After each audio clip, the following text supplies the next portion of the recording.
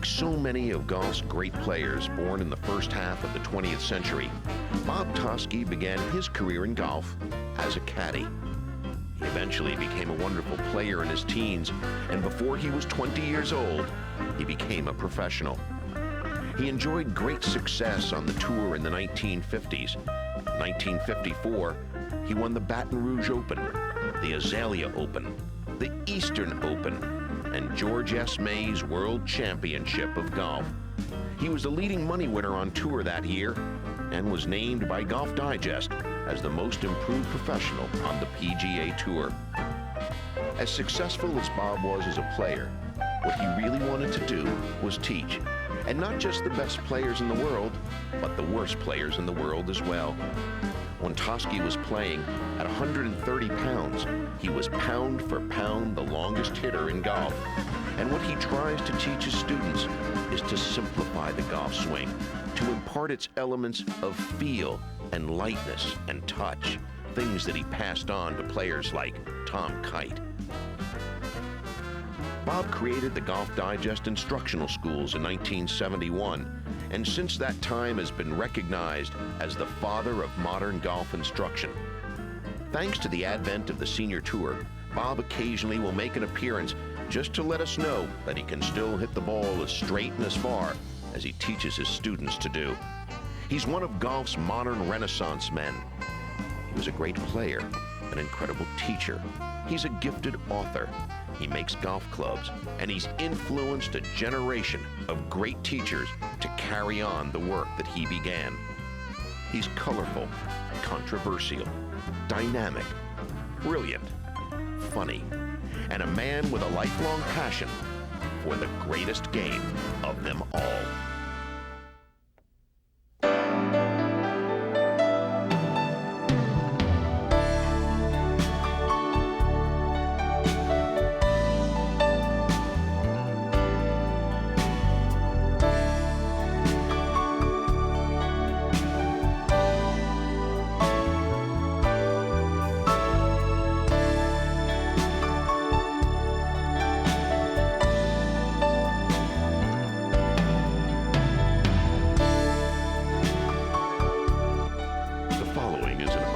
Presentation of Golf Talk Live. It gives me great pleasure to welcome to our show and introduce to you Bob Toski. How great to see you. Thank you, Peter, for inviting me. And before the show really begins, I want to compliment you on how well you've handled the show as a host. And been watching the show many, many times. You seem to enjoy the show interviewing your hosts as much as I teach golf, and that really impressed me. Well, I appreciate the compliment, and it's a great joy to do the work because I get to spend time with people like you. You know, when we met last April at Jim Flick's golf school, you were just getting ready to, it was actually the Nicholas Flick School, you were getting ready to go in for prostate surgery, and correct. From the looks of you, you never looked better. Well, the surgery was very successful. The cancer did not go to the outside the wall of the prostate, so I went through the surgery very well. I was home in 3 days, and I recovered very quickly, as Arnold has. And thank the Lord, I'm here sitting here with you. You and Arnold had a chance to chat about your experiences. What message can you deliver and would like to deliver to the male population? Well, I think you should not take your health for granted. I think it's important that you have periodical checkups and see a doctor at least once a year or twice a year to try to protect the health that you have. I think a lot of us do take our health for granted, like a lot of things in life. And I had been getting prostate examinations, but I didn't have a PSA examination. And when I did have my PSA, they told me I had a PSA of 38, which was very high, which meant I had cancer. So after the biopsy, they said they would have to operate and and then I would have a prostatectomy. And the operation went fine. I was home in 3 days, and in a month's time, I was back playing golf. I shot 70 the other day, shot my age, which I'm happy to do anytime I can play golf. I'm very healthy. I feel young. I think young. I teach every day, and it's obvious that I love golf.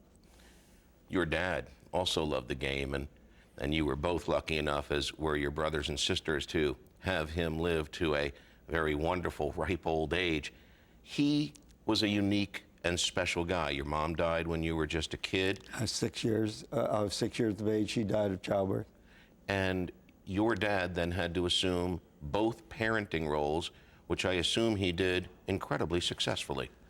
The interesting thing, Peter, when I lost my mother and my sisters started to raise a family, my oldest sisters took over, Vicky and Stacia, I asked my dad why he never remarried. And he said, I didn't have to. He said, my love for my children took the place of my wife. And then I placed my love and the rest of my life in my children and lived my life with my children. Now, you know, that's a special person. That's a very special person. He also loved our game, didn't he? He loved golf. He couldn't play it very much, but he was a good athlete. At one time when I thought I could run fast, he challenged me when I was about 16, 17 years old. And I ran down the street about 100 yards, and there was no contest. One of the great things that you... He beat me. He did? Yeah. I thought you were the fastest guy around. Yeah, I thought I was quick. He was quick of foot. When did you know that this was the game for you and that you wanted to make some kind of a life out of it? Well, Peter, I played 5 sports in high school: track, soccer, baseball, basketball, and golf. And I love baseball, I love soccer, I loved any sport. But I recognized that with my size that I wasn't going to be successful in the other sports as I would in golf. Golf being a game where you got a light club and a light ball and a heavy body, I knew then that I had a chance to play golf and excel at the game better than I did baseball, because I couldn't hit the ball very far and didn't have enough strength. And in basketball, I wasn't tall enough. I was quick. I was a forward. I could shoot well. I could cut. You played me man on man. I was tough. But I wasn't big enough. And I knew golf was going to be my sport because my intuition, my instincts told me that golf was going to be my life. Well, of course, I was raised in a golfing family. So was your dad supportive of the whole notion of you exploring golf as a way of life? Yes, because all the sons, his sons, and my oldest brothers were golfers before I came to the golfing scene. They were all golf professionals. And my dad just wanted me to be successful at something. And when I went on tour, I'll never forget, he shook my hand. He said, Bob, I can't give you any money, but I'll give you my heart. He got to see what all fathers, I suppose, wish and hope for, and that you do as a father now, is to see your children grow up healthy, grow up successful, and see their dreams come true. He got to see all of that for you, didn't he? Oh, there's no question about it. I could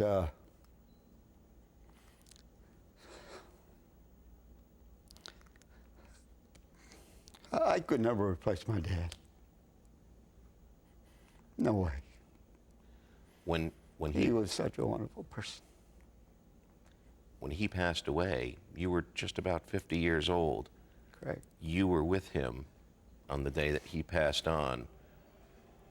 It was, of course, a most difficult day emotionally, but he had lived a full and a happy life, and you knew that even then on the day that he died, didn't you? I was with him when he passed away. He wanted me to be with him, so I lied in bed with him, and when he passed away, I was there lying with him. The funny part about that, Peter, was it was one of the most beautiful things I'd ever done. I wasn't nervous. I was calm, because I knew my dad was happy. I knew that he was happy to be leaving the way, at that time, that he was with his son, the most successful of all his sons. And I knew he was ready to go. And I knew why he wanted me to be with him. And it's one of the most beautiful things that ever happened to me. Thanks for sharing that with all of us, and I didn't mean to upset you. No, you didn't upset me. It's just a part of an emotion that I want to always have regarding my dad. And the way that all children should feel about their father. I think that's very important. Bob, we're going to take a short break. We will both recover, and we will be right back with Bob Toski. If you'd like to talk to him, give us a call at 1-800 842-9987. We'll be right back.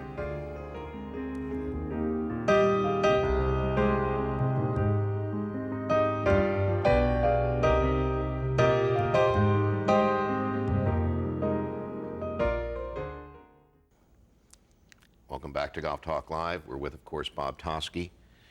When we started a few minutes ago, we referenced Arnold and the surgeries. It's funny that in 1954, which was your greatest year on tour, correct, which was also a time when Ben and Sam were still in their prime, when right, Jimmy Demerit was playing, when Carrie Middlecoff, I mean, an incredible group of fellas. Arnold played in his first pro event, the Azalea Open, with you the year that you happened to win it in 1954. That was his first PGA tournament. He played as an amateur, and he was so nervous on the first tee that Ted Cole, who was my playing partner along with Arnold, said, this guy looks kind of nervous. You know, Arnold hitch up his pants and kind of get that look. And I said, we'll have to kind of relax him. So we told him a few stories, and we kind of relaxed him, and he broke him up a little bit. And he birdied, I think, 5 of the first 6 holes. And Ted says, well, I think you relaxed him a little bit too much. You better find a way to tighten him up again. He shot 65 that first round. That's not a bad entree onto tour. And the funny part about it was Ted Cole said, you think he'll turn pro? And I said, yeah, he'll turn pro. And Ted said, there goes another money place. I said, no, not just another money place. This guy's going to be great. Arnold was a different breed of golfer when he came along, was he not? He was one of the few guys who was preparing for an act of violence, who actually figured out a way to work it out. Well, Arnold was strong. And being strong, I think, see, the strength of your golf swing comes from your hands and arms. You can only swing a golf club at a rate of speed which the strength of your arms and hands can bear. And Arnold had great strong hands, great strong arms, and a great strong body. So he wasn't afraid to attack the golf ball because of that strength, and his father taught him how to use that strength and apply it to the golf club to hit a golf ball. And that's why he became what I would call not a defensive player, but an offensive player. And he attacked the golf course. And the amazing thing about that, Peter, was he wasn't a good driver of the golf ball when he first played on tour. But the fact that he could get the ball out of trees and on the green and play difficult shots from all over the golf course, that's what the gallery loved about Arnold, because they'd be in those trees and they'd make 8 and he'd be in the trees and make 3. And they said, that's my man, I'm going to go for him. Arnold was that kind of a player. He was not a defensive golfer by any means. He was an offensive player, and that was his great success. He attacked the golf course, he attacked the flag, and he learned how to beat the golf course. Now, I know that Ben Hogan, when he first played with Arnold, said later to friends in the locker room, this fellow's not going to be much of a golfer. But when you played with him, you were not at all surprised that later that year he won the National Open and ultimately became the king. Well, he attacked the golf ball with so much descending force. His divots were about 2 inches deeper than most players, and they were probably an inch or so longer. And I'll never forget that he hit strike down with so much force that the ball would fly. And then he'd go past the hole, and he'd run it by 5 feet, make it coming back. He'd have a lot of long putts and go for him, and he'd go 3 or 4 feet by and make them coming back. And I said to Ted, this guy doesn't know what this game's all about as far as nerves are concerned. All he does is attack the hole from the tee to the fairway to the green, and if he runs it 4 or 5 feet by, he makes it coming back. That impressed me. I said, I've never seen a player with that much courage to play the game of golf. And that courage made him a great player. I thought the only people who made all their 5-footers were 13-year-olds who don't yet know the 500 ways that you can miss a putt from that distance. And they weren't pros at the time, so they weren't going to lose any money. It didn't make any difference. The tour was so different when you joined. So much less businesslike, so much more camaraderie, going to dinner, sharing rides to the next event, really getting to know one another. Well, Peter, the great success I had in the game was being associated with the Demerits and the Sneeds and the Hogans and the Nelsons and the Middlecoffs and the Mangrams and the Porky Olivers. I was just a young player, and they were about to retire, and they took me in. And I became a part of their life. And we couldn't afford to go out and entertain anybody we didn't have any money. So we entertained each other. We'd all get together, go out to dinner, tell war stories, have fun, and then when the check came, we all split the check up. But that was a small fraternity of golfers that needed each other to entertain each other, because no one entertained us and we couldn't entertain anybody else. We didn't have any money. And at that time, very few people entertained golf pros like they want to do today. So we entertained each other. We had a small fraternity of golfers, and I became a part of that fraternity. I was accepted by those great players. All the money in the world, all the titles. Jimmy, who was one of my best friends, I'll never forget these people. Every day I live, I think about how they affected my life in my golf game. Your godson, among 30 or 40 people who left messages wanting to talk to you tonight, left me a little tidbit of a story that I wanted you to share with everybody about the night that Demerit took a group of you out to go listen to Don Cherry, who was a great player and, of course, a nightclub singer. Yeah. And I understand will you go ahead and tell me the story? Well, we were in San Antonio playing in the Texas Open, and we were staying at at this hotel, and they had an Apache room there, a beautiful room, and Don Cherry was singing in the Apache room. And Don had just made Band of Gold famous. That was his big gold record. And Don played at these tournaments and tried to sing at the same time in these hotels at the side of the tournament because he wanted to be with the guys. And Don, of course, was an amateur and a wonderful player, you know. He could really play. So he had called Jimmy up and said, Jimmy, I'm singing tonight. Bring some of the fellas down, have dinner, and watch the show. So Jimmy called me up and said, Bob, you got to join us for dinner tonight. Don's singing. So we had a group of about 12 to 14 golf professionals. There was a table placed right in front of the stand, and the stand wasn't much higher than the stand on the floor here. It was a kind of a cork floor. It wasn't one of those high stages. It was just about a couple of feet off the floor, and we were sitting right in front of this bandstand. So Don comes out and he sees all the golf professionals there and Jimmy, and he's so delighted to see all of us that he says, ladies and gentlemen, he says, I'm so delighted to see all my fellow golf professionals, not fellow golf professionals, but golf professionals here, and to watch me perform this evening. And he said, and Jimmy, thank you for inviting them. And he says, I would like to dedicate my first song, which is a gold record, to you and Jimmy and all friends that are here. But he didn't know that Jimmy had given us all a golf ball, and he told us when he sings his first number, just throw the balls on the stage. And Don was just about to hit the first note of Band of Gold, and Jimmy nodded his head, and we took these Titleist golf balls and we threw them up on the stage, and they were bouncing all around Cherry, and the people just broke up. And Don didn't know what to do. I mean, he turned red, white, blue, and gold. Finally sang the number anyway, and not to make the long story too long, but anyway, the check comes, and Jimmy says, the maitre d' gives Jimmy the check, and he says, no, you give the check to Mr. Cherry. He's the one that invited us for dinner. He must pick up the check. So the maitre d' comes back, and he says, Mr. Cherry won't take the check. And Jimmy says, well, Don doesn't take the check, he will not be my friend forever. He's lost me. So maitre d' comes back. Don accepts the check, but he says, Mr. Cherry isn't very happy. So he takes care of the check, but the next morning, Jimmy calls me about 8:30. He says, you must be on the first tee at 10 o'clock. I'm playing a practice round with Don Cherry, and I want you there. So he invited all the people that were at dinner to come try to get to the first tee in time.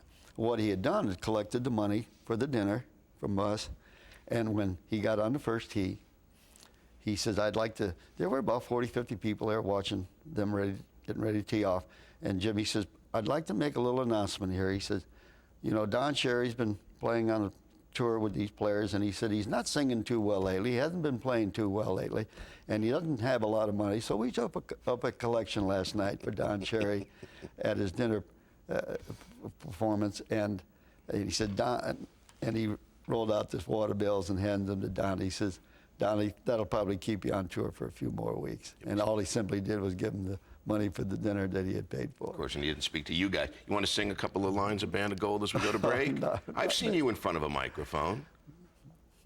Well, You can do it for I us? enjoyed singing, but that was another thing that we enjoyed on tour with Jimmy and the guys. Jimmy could sing very well. Okay, I'm going to put you on the spot again later. We may get a little song out of him later this evening. We're going to take a short break. We will be right back.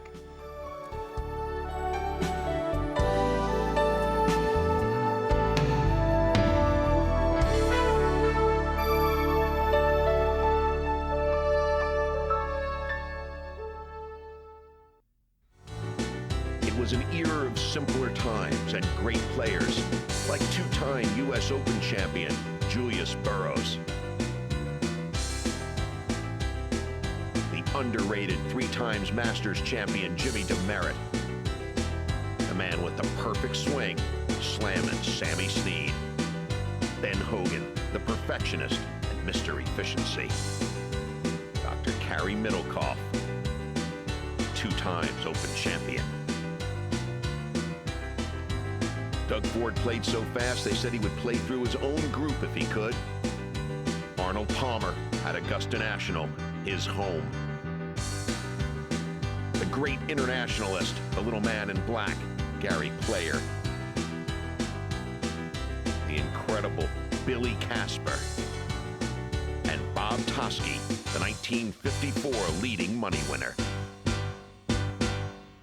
Bob, let's go ahead and share some time with our viewers. We've got Mike in New York who wants to say hello. Hello, Mike.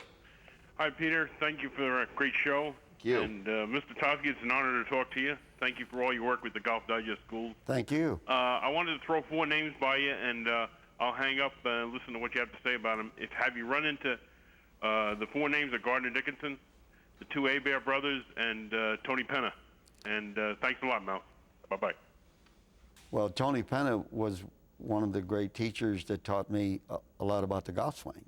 Tony, at that time, was with McGregor, and when I signed with McGregor, he taught me a lot about playing golf shots.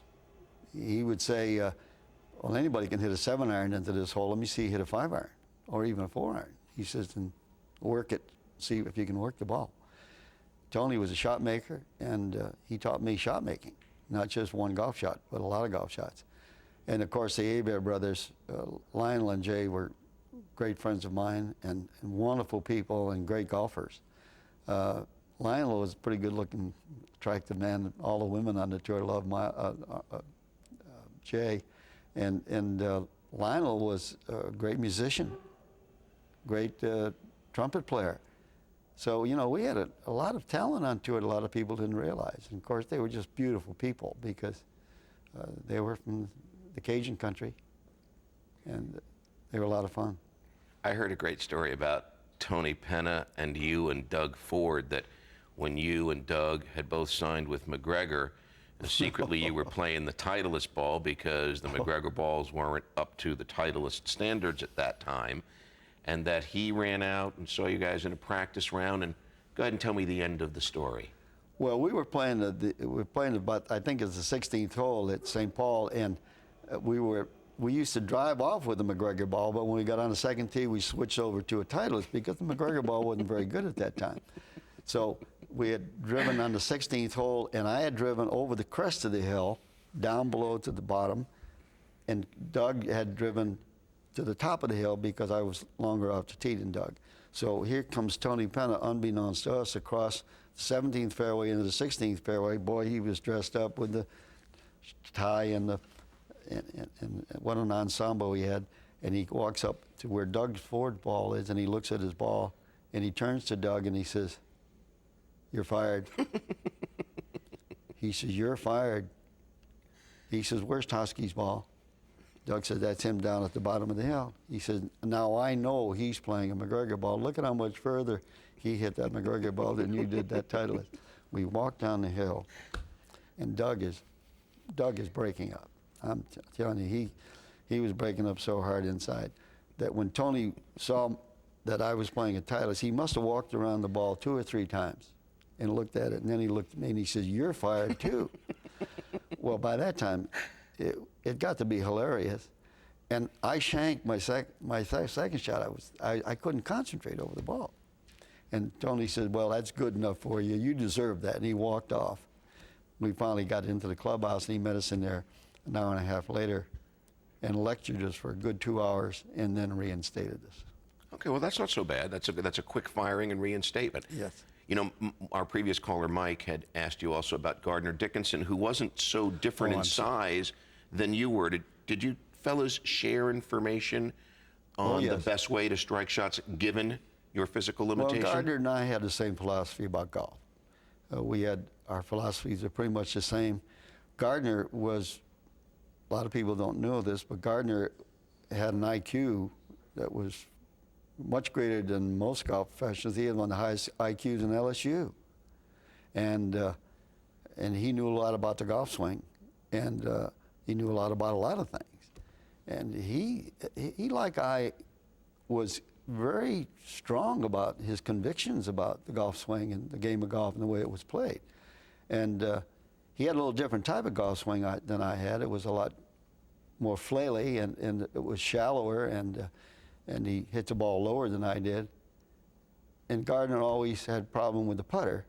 He couldn't run the ball in the hole as well as he liked, but from tee to green, he was a wonderful ball striker and a very intellectual person, and a good friend of mine. We're still good friends. And he's not in the best of health, and I wish him all the best. As we all do. We're going to take a very short break, and we will be right back. And as we leave you, let's take a look at some of the salient facts of Bob's career as a player.